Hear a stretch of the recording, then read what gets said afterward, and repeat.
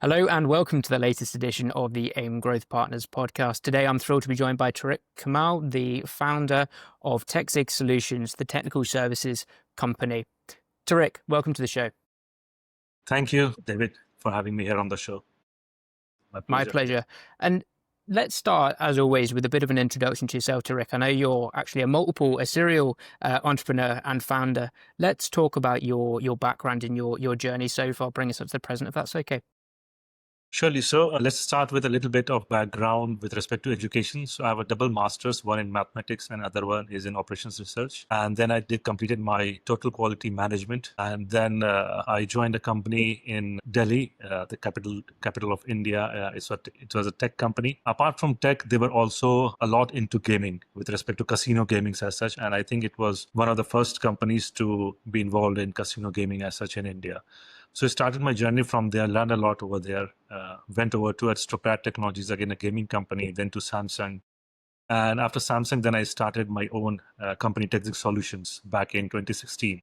TechZig Solutions mainly deals with the technology part of the businesses, be it web applications, mobile applications, cybersecurity. Recently, we have started with AI and stuff as well. So that's one part of the business. We have got another part, which is T7 Gaming, which is completely into casino gaming, because like from the start, I have been involved in that particular area. So that's a little bit about from the professional side. Personally, basically, I love motorbiking. So that's one of the things that I love. And I think as an entrepreneur, we need that free time just to remove that clutter from your mind so that you can think, have some time for yourself. So that's, again, one of the important things that I think founders or entrepreneurs have as such. So that's a little bit background about professional as well as personal.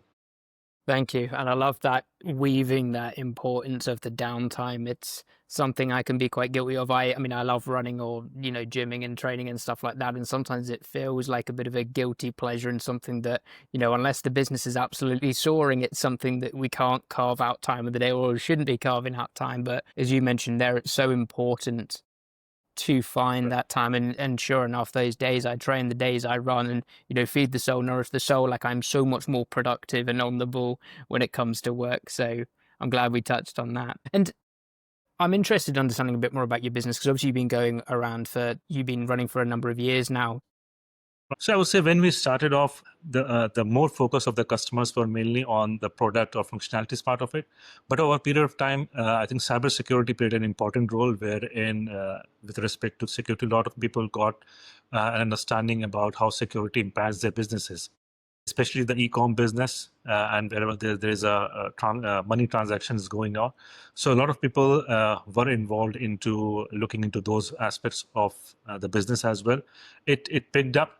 And now what we see is like most of the businesses, be it any type of business, irrespective of the domain or industry, AI is something which is the hot cake basically as of now. So everybody is looking at AI. They want to implement AI into their processes. They want to implement AI into whatever things that they can automate as such. So from simple features and functionalities, it evolved a lot more around cybersecurity, and now it has evolved a lot more into AI. So a lot of people are still thinking about how we can integrate ChatGPT. So it's not AI, it's ChatGPT. But I think it's a trend, but maybe down the line, maybe 2, 3 months, 6 months down the line, it's going to vanish and people are going to have more understanding of what exactly AI is and what all aspects of the business AI can touch and such. There are a couple of things I want to kind of come back to, cybersecurity being one of them, but sticking on AI for now, I think it's interesting what you were saying around people, Chat GPT is people think of AI, or that almost encapsulates AI in its entirety. So when businesses are coming to you and they're wanting to implement AI, how do you, I guess, first of all, get around that knowledge piece?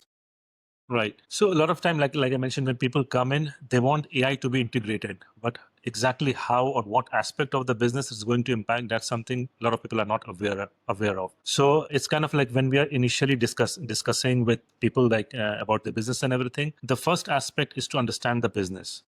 So understand what the business flow is, what are the processes that are being utilized in that particular business, and what are the aspects that we can touch on. Because a lot of time people don't understand the cost impact that it's going to bring. So because everywhere you will see that, okay, AI is going to replace people, so it might be cost effective and stuff. But exactly, you cannot 100% replace the human touch as such. It has to be there. So, like the going says, AI is not going to replace you, but a person who knows AI is. So people have to understand this particular aspect, that it's not simply like plug and play sort of a thing wherein you can just plug AI and everything will start working. Like I think one of the recent studies about Klarna, one of the payment gateways, they removed a lot of people and replaced everything with AI, and now they are again rehiring people because they know that okay, everything is not going to work just with AI. So understanding the aspect of the business, understanding the business and what all areas AI can impact, wherein you can optimize things, you can automate things.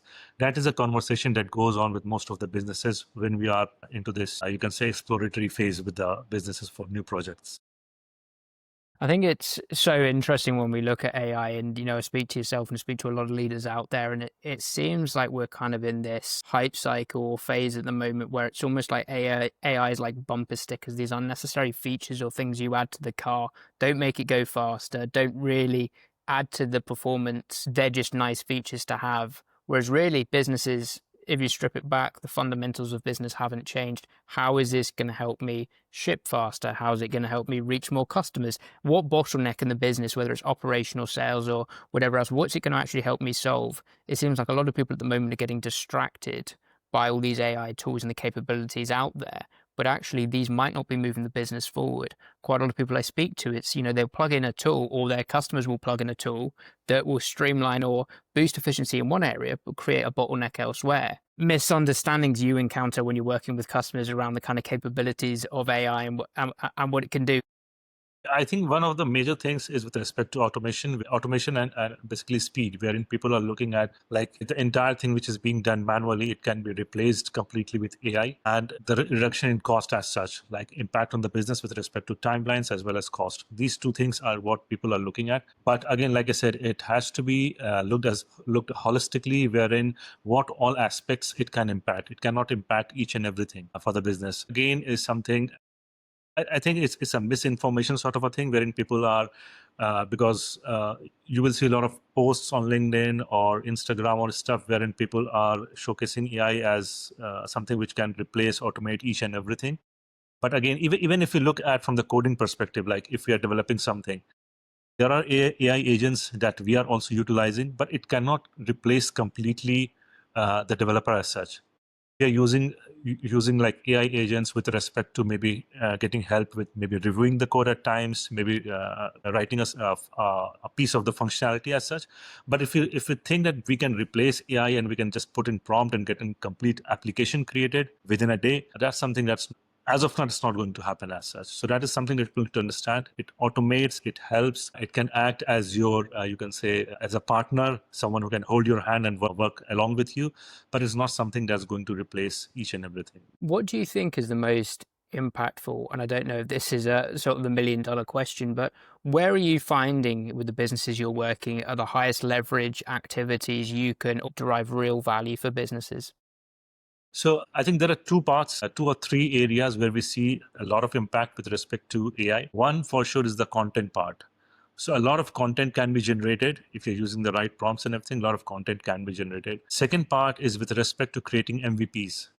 So when you're looking at launching a particular product, getting feedbacks. So maybe if maybe 2 years back you were taking maybe say 2 or 3 months to create an MVP, that time duration can come down drastically, maybe to few weeks, 2 3 weeks as such. So, but again, this comes with the caveat that you have to have very good knowledge of how to use different tools that are available in the market using chat gpt, Claude, Perplexity. So these are the different tools that you have to use to, and prompt engineering is one of the major things that you have to know. So if you know these things, I think MVP creation, getting feedbacks and getting into the market, getting those feedbacks early and in a very short duration, I think that's one of the major things that AI has impacted. So content, MVP creation, as well as with respect to from development perspective, if we talk about the kind of code or the reviews and everything, it can help you in enhancing those things, getting those things in a much more better way and handling those defects and issues at a much more earlier phase of development.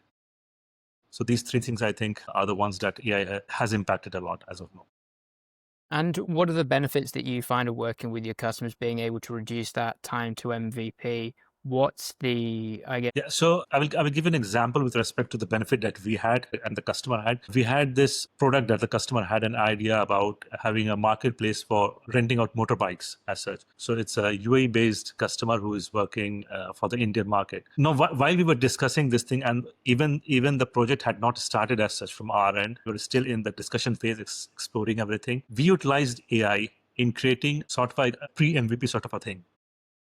So it had those login registration, some of the features and functionalities that the client was discussing and we were discussing, and we utilized it and created a pro MVP or a prototype even while we were in the discussion, and then present it to the customer. So from business perspective, it gives a high credibility to you, wherein you can showcase, okay, what you were thinking, we've already got a prototype for it. Okay, and from the business perspective, if you look at it from that person's perspective, he gets an idea about, okay, what I was thinking, I can see it now. Because a lot of times you will see designing phase, and then the prototype and everything takes a lot of time, and then there are a lot of reworks and everything goes on. It takes a lot of time as such. But if you can, like maybe in a week's time, if you can present a prototype to the customer with it, it's completely unpolished, I would say, but it still gives a very good idea to the business with respect to what they are looking at, and to us as service provider as to what the customer wants. So that's a great benefit for both the business. so I guess it demonstrates your understanding of the customer's problems and what they're wanting, and it creates, if nothing more, it's that whiteboard session of here's a template of what this could look like. Now, this isn't the finished article. Let's test and tweak and kind of iterate some bits here. But you're not That's starting with an entirely blank canvas. It's a prototype you can kind of mold and change. that's it. Yeah. So I was interested, coming back to one of the things you mentioned earlier, and I think it ties into kind of calculating ROI. Because there's a lot of misinformation out there on the kind of replacement versus enhancing and kind of shifting focus, given the level of uncertainty around this and content creation and all these other capabilities that people might hire for, how do you go about calculating ROI, and how big a focus is that for you when dealing with customers? Yeah, I think it's a major thing. Like whenever you go to a particular customer, like you are not the only vendor or only partner who is going after a particular customer as such. Okay. So cost factor is something, and timeline is something that's going to impact whether you're going to get that particular project or not. Now, if you have got people in the team who have got this AI capability, wherein, like I mentioned, if you can create a prototype, even though we are in discussion, and suppose two people are approaching the same client. One is basically discussing what is required and stuff, and there are like long documents that are being prepared, whereas the other person brings brings to the conversation a prototype, basically. So just imagine who the customer would go with. At the initial phase itself, you have basically uh, created a niche for yourself, basically in front of the customer. Okay, so knowing AI and utilizing it in your day-to-day work that you are doing, basically what it does, it's a huge ROI. Like the sales cycle, reduces, so the amount of cost that was being spent in the sales cycle, that reduces. Okay, so the first stage from where you start getting the ROI of utilizing AI, it starts right from the sales cycle itself. Now the timeline reduces. You can charge the customer the same that you were going to charge him earlier, but you can charge him same but within a lesser timeline. So your profitability again goes up. Maybe you are utilizing, you can say one and a half developers earlier, or two developers earlier. Now you can maybe utilize one and a half developers as such in terms of the effort being spent. So again, that impacts the ROI.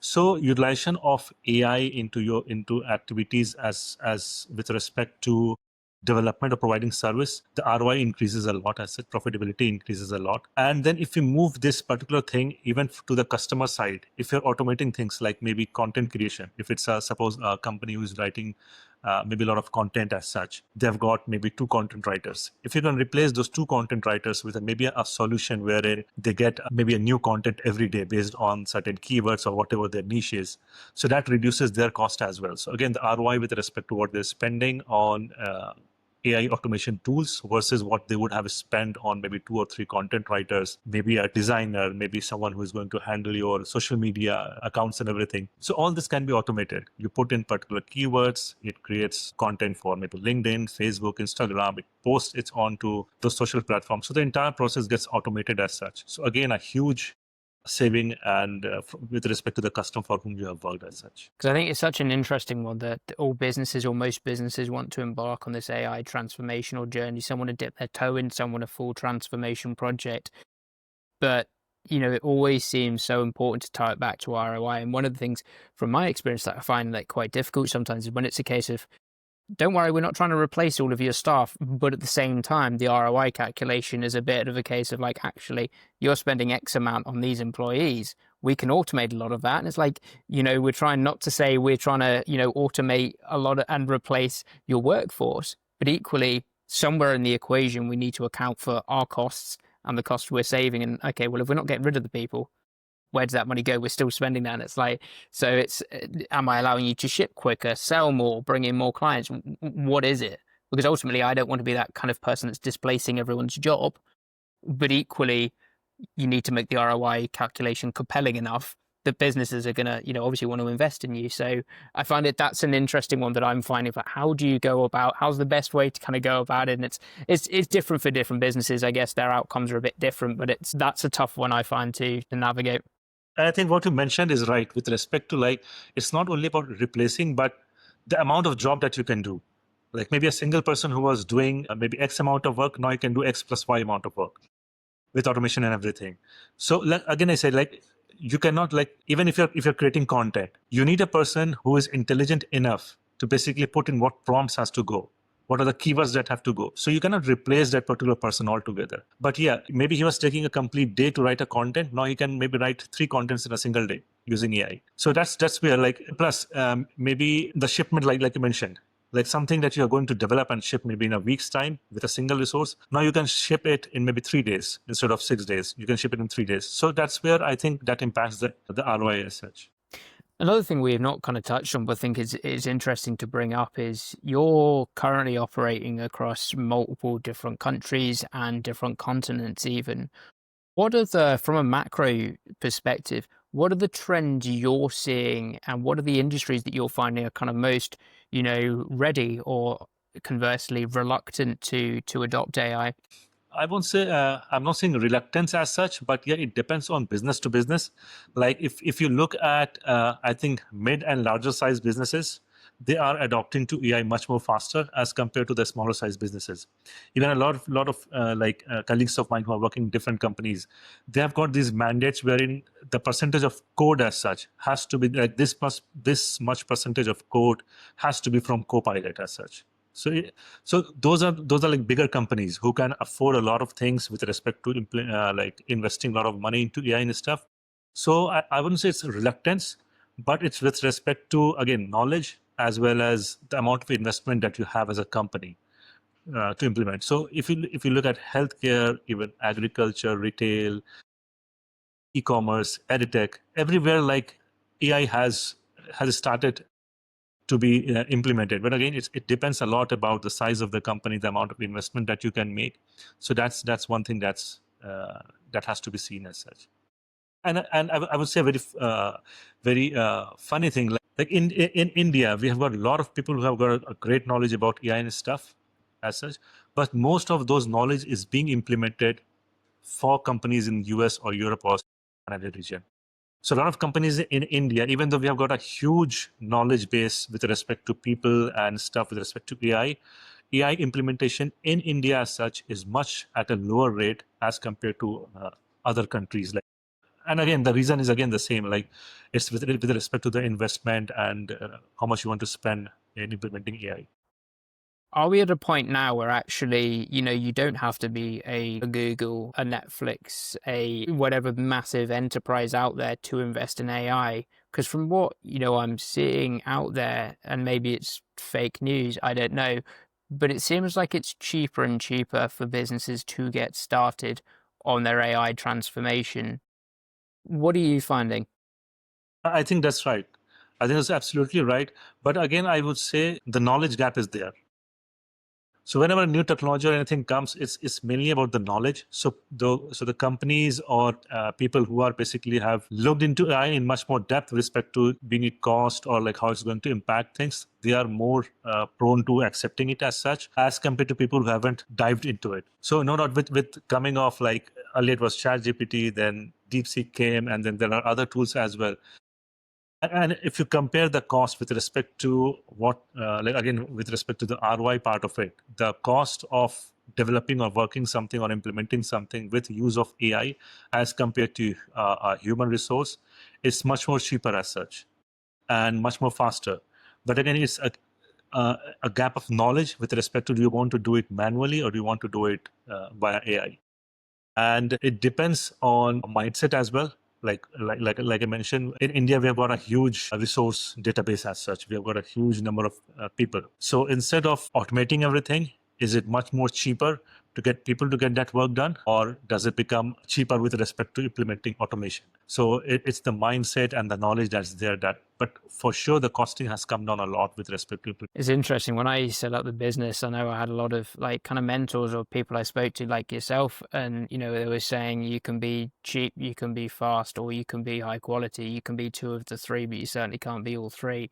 And I think it's interesting when I look at AI and compared with, say, for example, it's with lead generation, say it's with process optimization, areas in which I kind of help businesses. It's now with AI, you're like, actually, I am cheaper than a full-time employee or having a team of full-time employees. So it's cheaper. It is faster because there's no ramp time as well. Right. So it's faster, cheaper, but the quality is there as well. Would you say, what are your thoughts on that? Because in my mind, AI's sort of broken that lock of you can only have two out of the three. It seems now that actually you can have high quality at the speed and at the price that works for businesses. What are your thoughts on that? I think I completely agree with that. I would say the size of the business in terms of resources, you can have a very small team. Maybe you can start single-handedly. If you're good at it, you can handle single-handedly. So it's not about having big enterprises or having a very big team to achieve the level of revenue or level of business that you see in terms of financial thing. You can start small, have a very small team of capable people, and get to a level where maybe a team of maybe where a team of 50 people was working maybe 3 years back. You can do the same amount of work, have a same size of company in terms of revenue and with only maybe 4 or 5 people as such. So it surely has made the company sizes smaller and leaner as compared to what we had earlier. Mm, mm. Yeah, interesting. It's good to hear that. I'm glad to hear that you sort of agree because it's something I'm kind of grappling with. That it's like, do I inflate my prices? Do I do this? Do I do that? Because I can't be all three of the three. I've got to be two. So either I'm pricing myself too low, or maybe I've got to slow down. So I think that's really interesting. You mentioned earlier on the call in terms of some of the trends you've noticed in the business where you're seeing appetite and demands from the clients you work with shifting towards cybersecurity, machine learning, and automations and stuff like that. Focusing on cybersecurity for a minute, I know in the UK we've had a lot of quite high-profile cybersecurity attacks, and you see a lot of the big retail stores and chains have been hit. Talk me through, when you noticed this sort of trend that, businesses were more and more worried about cybersecurity, and talk me through, how and where you help businesses. So earlier, like I mentioned, people were not too much aware about cybersecurity, and whenever they were developing something, be it their internal team or an external team, it was an assumed thing. Okay, something is developed, it's secure, so it doesn't require testing. It doesn't require testing with respect to functionality was done, but not with respect to maybe SQL attacks or SQL injection attacks or vulnerability testing and all this. Load testing was done, functionality testing was done, but not cyber testing as such from security perspective. But I think because a lot of attacks on a lot of bigger companies and if I'm not wrong, earlier banks and news websites were hacked and a lot of things happened. So that created basically a sort of a trend where people started looking at cybersecurity as a separate service altogether. So a lot of times we have got a team, and a lot of times things that we have not developed, people come for cybersecurity services as such. Or even when we are developing anything, there is a point wherein even in the proposal and everything, things are written with respect to cybersecurity. So it has to be secured and stuff. A lot of people know the terminology as well. VPT, like vulnerability and penetration testing and stuff. So people are much more aware now as compared to what they were a few years back. With respect to even when we are developing applications as such, be it web or mobile applications, where there are like APIs or third-party integrations are being done. So we make it a point during our initial discussion as well to basically impart that kind of a knowledge to our customers that this is something that is required. So that is something that we are going to ask you to pay, because that is something that we are going to invest some effort on as such if you're developing an application. And what I've seen a trend is like businesses who are serious about like growing. We work with a lot of businesses who are like starting up as such, but businesses who are like quite serious about growing and they know that okay, they're going to take this business to a particular level. So they are quite interested in getting those things implemented. But still, there are small businesses like small e-commerce companies who are maybe catering to a small city or something. They still don't see it as a threat. It is a threat once it comes, something happens, then it becomes a threat as such. But initially, as a small business, they don't see it. They don't want to invest on it. Still, we see this trend as such. So do you carry out testing then on everything you kind of develop, security testing? Right, we do. And in terms of the other kind of like suite or selection of kind of cybersecurity services, how do you talked about kind of third party vulnerability management, for example. Do you provide those services? Do you kind of work with partners? How do you manage that? Yeah, so we have got partners as well, because having those entire thing as a service is a little difficult. So we have Mm. got external partners, such like consultants as well, who basically help us when we are looking into these projects and what are the different aspects. Because from business to business, the aspects and basically the criticality of the thing changes. So it depends on what type of business or what type of project is there. Based on that, this particular service we provide. How are you kind of standing out and differentiating yourself and still, attracting people for these cybersecurity services? So it's mainly with respect to like referral sort of a thing. So most of the companies that we work with are like small or mid-sized companies as such. So generally mid-sized companies they don't go to these very huge companies. I said they're looking for companies that are our size who can basically are a good match for them with respect to implementation of security as well as with respect to the investment that they want to make. So that is something where we come into the picture. For sure, we cannot compete with like very big companies as such out there in the market, but that's where we play in the mid-sized companies and the referrals or the past projects clients that we have worked with. I find it really interesting looking at that. I know you said kind of medium businesses, but the SMB market, you look at how it's been so neglected that yes, you've seen the kind of the CrowdStrikes, the Whizzes, the Cyeras of the world that are doing phenomenally well and gobbling up anyone that kind of comes along. I had a great soundbite from one of my guests I had on the podcast previously. It was saying the SaaS model is broken, it's dead, it's whatever. And, he was then going in and saying that like a lot of, businesses and particularly the SMBs might buy a tool from CrowdStrike, for example, might have 150 different features for which they use 5.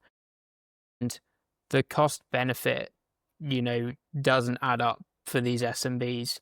So there needs to be much more white glove treatment and bespoke solutioning for these smaller businesses. And looking ahead then, so you're already operating across, multiple countries, multiple continents even, operating various different services as well. You spoke about the kind of the rise in cybersecurity, machine learning and automation solutions. Looking ahead, what are the kind of the main trends in the areas that you're focusing on as a business, areas that you're looking to expand into, whether it's geographically or in terms of particular industries? I think AI is for sure one thing that we are looking to grow a lot more as such. I wouldn't say we are an 100% expert. A lot of things are coming out each and every day.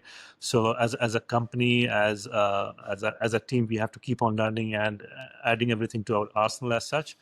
That AI is one thing that for sure is going to going the way that we surely are going to adopt new things as such. So that's one trend for sure. Another thing that I see a lot with respect to Indian subcontinent as well as with respect to, I would say, UAE part of region is with respect to games as such. So gaming again is one thing that's picking up in those regions a lot, even in India. So it has grown to a very huge market and still growing. So these two trends are something that we are looking at. One is for sure AI, another one is the gaming part. Interesting.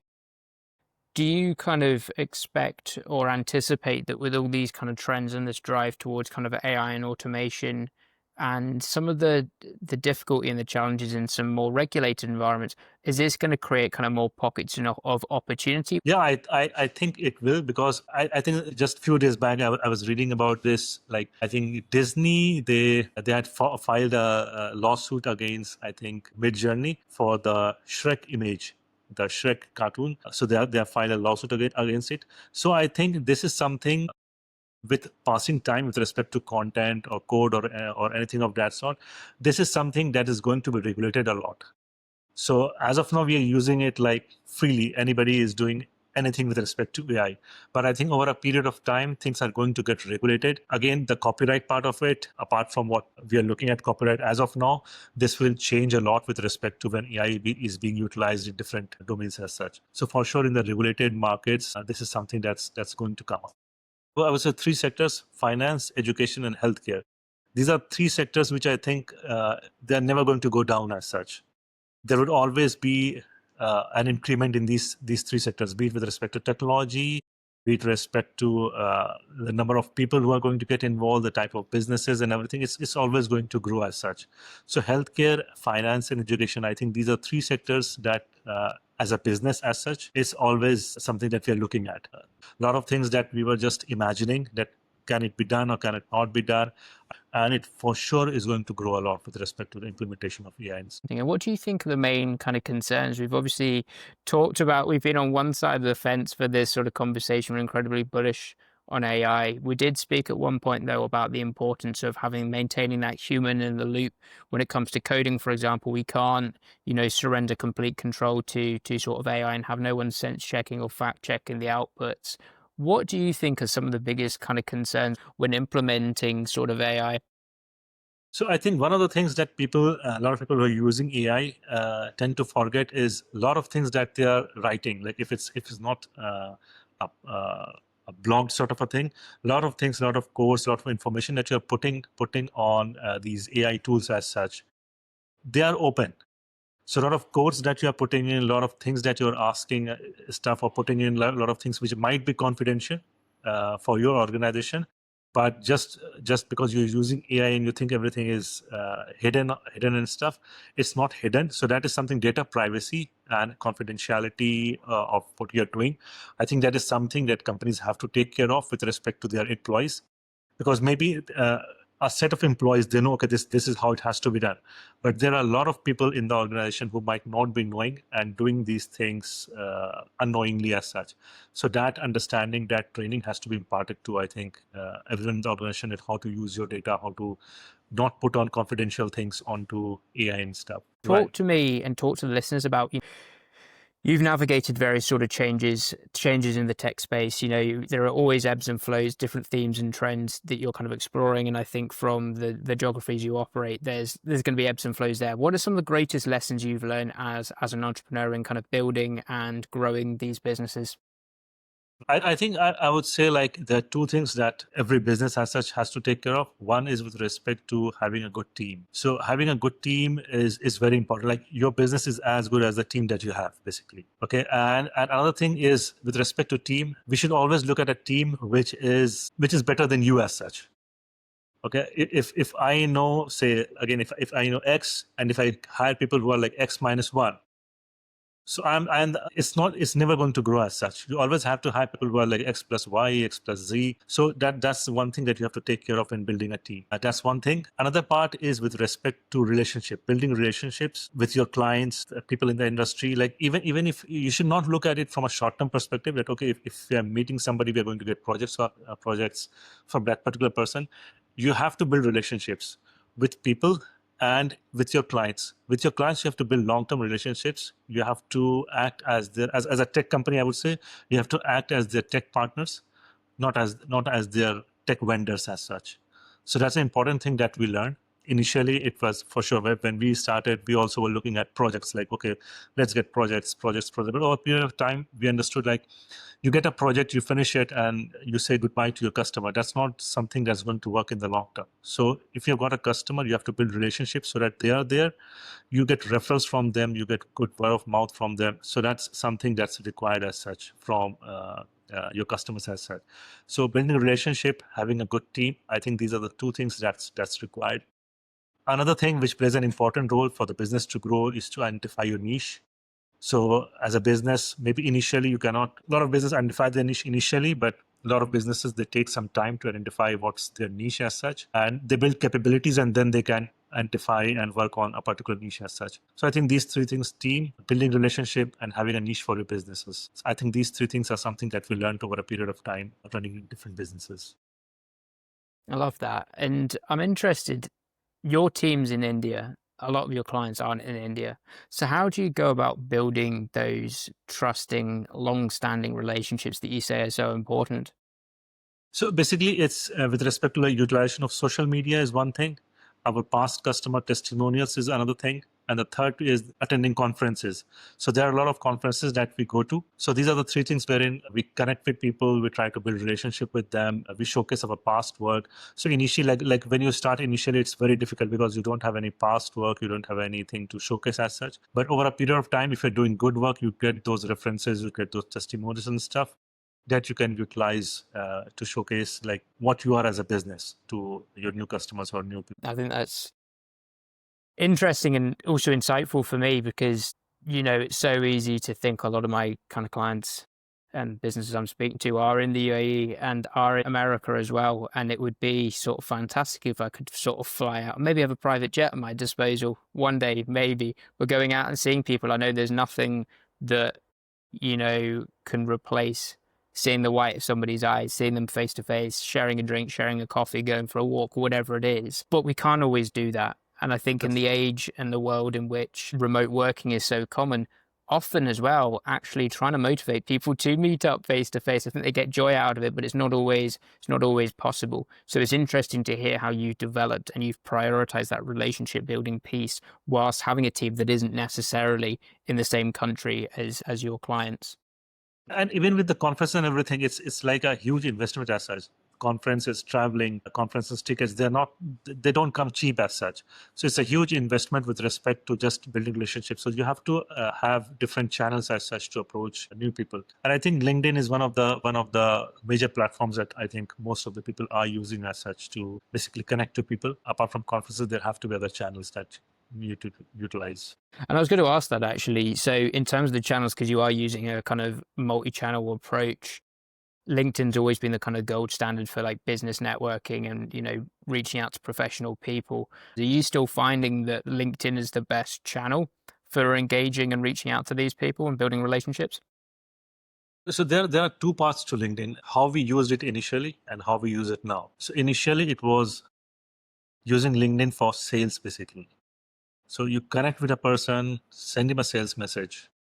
So that's how I think most of the people used LinkedIn as such, because of which I would say the importance or the legitimacy dropped a little bit. But people over a period of time, like we have understood that LinkedIn is not for completely selling, it's for building relationship as such. So you connect with a person, you understand what they are doing, get some insights from what the business is doing, what the industry is all about, talk to them, build that relationship. And maybe over a period of 6 months, 1 year, 2 years, if they see that, okay, you are someone they trust based on your conversations, maybe your posts, what you write on LinkedIn, how you're communicating with them and with other businesses, that relationship builds basically over a period of time. And then that can convert into maybe a project or something of that sort.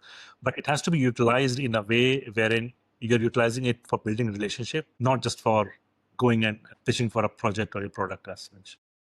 So it sounds like you really and your business prioritizes those long-term strategic and value-driven relationships over those short-term transactional kind of project focused. Is that right? Is that a fair assessment? That's right. Because like I said, when we started, we surely were looking at those short-term things because it was a start. We were quite new as such. So it was a learning for us that we saw over a period of time that, okay, this is not the way to approach as such a business to grow. So it has to be built on something different. It was a learning curve was there wherein we learned how things have to be done, have to be run as a business. So, that was a learning that we gained over a period of time. Well, I appreciate you sharing your learnings with me and the listeners. Look, Tariq, it's been an absolute pleasure and a joy having you on the podcast, learning about you, your businesses, and the kind of the lessons you've learned, some of the trends and challenges you're seeing in the market, and some of the kind of the themes you're paying attention to. Were there any sort of final thoughts or things you wanted to kind of leave the listeners with? No, I think with respect to running a business, I think one of the important things, like I mentioned, is having good relationship, having a long-term relationship. Don't think of your customers as a one-time thing. It has to be something wherein you act as their tech partners if you're a technology company, or anything. Act as a partner as such with them, not just a vendor. And that's going to basically take you a long way with anyone that you work with. Yeah. Amazing. I love that. We'll leave it there. I think that's a great note to end on. But look, thank you so much again, Tariq. I really appreciate your time and your contribution and joining me on the podcast today. Thanks a lot, David, for having me on the podcast. It was lovely talking to you.